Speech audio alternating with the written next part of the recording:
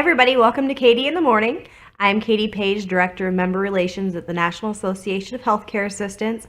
Welcome to Thursday, March 29th, 2018. I do have to give you guys fair warning. Our subject today is a little sensitive to me personally. As a CNA, as you move through your career and start to experience different things in different facilities, one thing that is inevitable is that eventually you're going to come across a resident who is going to get a skin tear or is going to fall on your shift.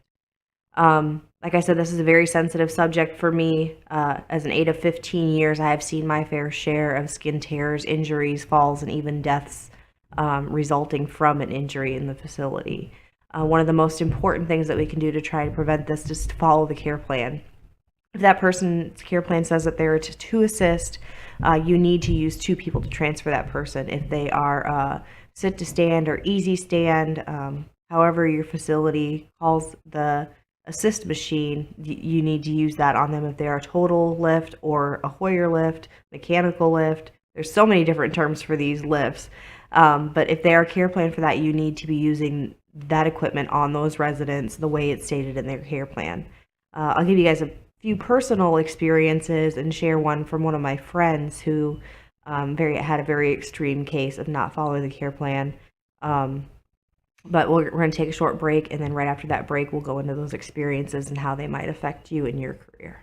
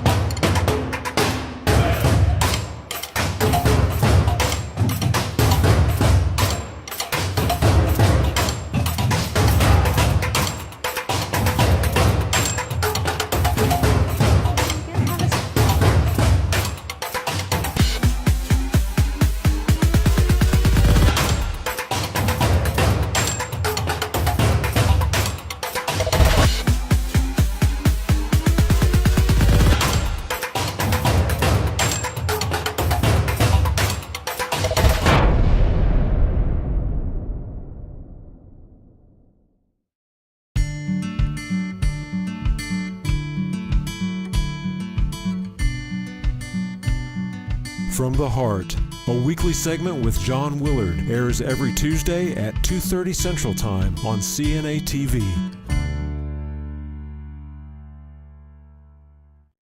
Welcome back, everybody.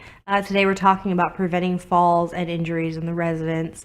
And as I promised, we're going to go into a few personal experiences for myself in the last 15 years of my CNA career. Safety precautions are put in place for a reason. Either that person's coming from the hospital as a fall risk, or the family has told the admissions team something that triggered a red flag, that why that person has that safety precaution in place.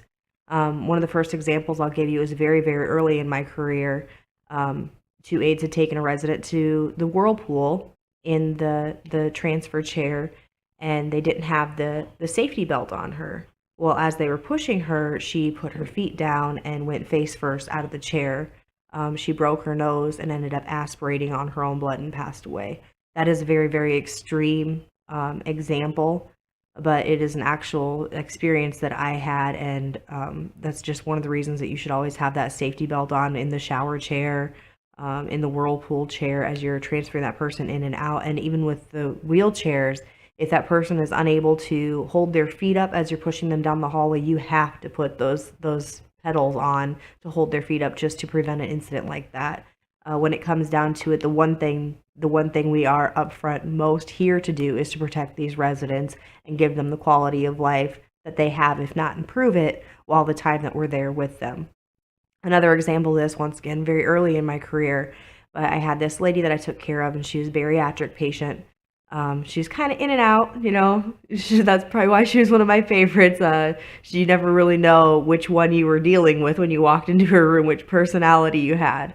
But the one thing about her is she just seemed to remember my name. Out of everybody, I don't know why she picked me, but every time I'd get there, you could already hear her yelling in a room, "Katie, Katie, Katie." And she was constantly yelling for her son, who coincidentally happened to be my neighbor in the town that I lived in. So I got to see that family quite often. But I remember one night I pushed her back to her room, and she was sitting in her wheelchair with her remote.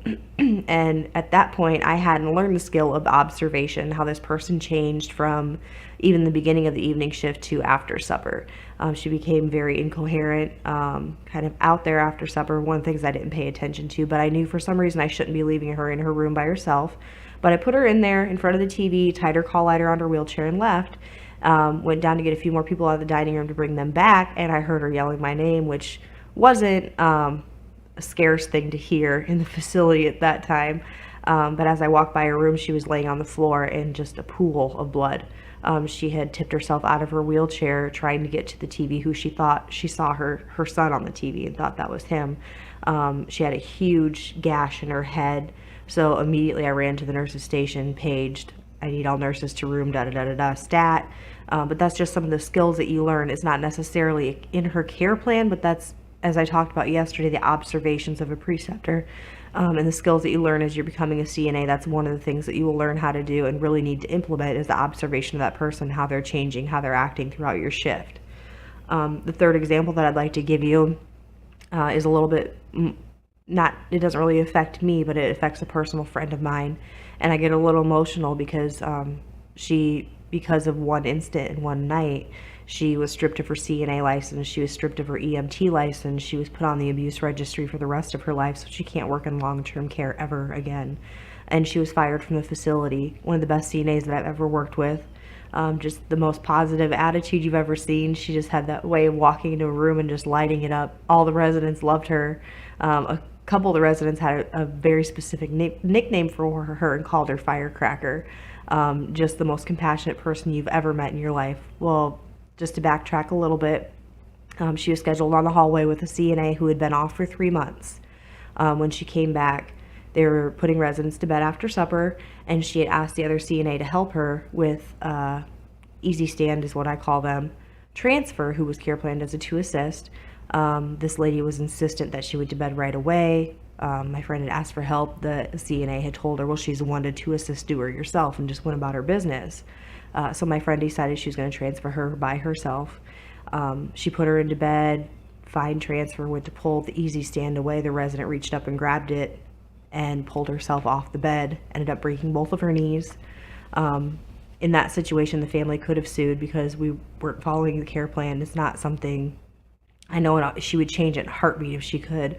And I know the CNA that had refused to help her would probably change her mind as well, just because this person was so loved by her residents, and that resident especially was loved by all of the aides. She was just the sweetest little lady. But those 3 seconds, that decision to do it by herself, you can explain it to the residents. If they insist and insist and insist, it is their right to fall. It is their right to kind of command their own care plan, but you need to explain what the outcomes could be. And 90% of the time they will change their mind and they'll wait that extra 5 minutes for help. I cannot drill this into anybody's head enough that the care plans are there for a reason. You see QAPI kind of introducing the CNAs into the care plan meetings and the care plan planning. You'll hear it over the intercom. I guarantee you over the next 5 years, you'll care plan in room 105 needs CNAs from 100 hall. You know, CNAs are going to start implementing because we are their experts. We're there. We see the observations, the residents changing. What's best for them on the day-to-day basis comes from the people that are on the front line. 90% of the staff that takes care of them in that 8 hours are CNAs. So who better to ask than those CNAs about what are the best choices for that resident to choose from. I commend you all on the care that you give these residents on a day-to-day basis, but please keep in mind that 3 seconds, that 3 minutes that it takes you to make that decision to do something by yourself that you shouldn't be doing by yourself, or transferring that resident real quick from the wheelchair to the chair when they're a 2 assist, could cost you your entire career. I know this from experience. I've seen it happen. Even with the gait belts, it takes 3 seconds to put that gait belt on somebody and give you something to hold on to other than their limbs of their body. This can cause serious injuries to their shoulders, their back, your back. 5-10 years down the road, you're going to be wishing that you would use that gait belt, that you would use those mechanical lifts, and giving yourself a break for that part of your career to save yourself in the long run. I do apologize, you guys, for being a little dramatic today, but like I said, this is a very, very sensitive subject for me. I hope you guys have a wonderful day, and I will see you right back here at 10 a.m. for Katie in the Morning.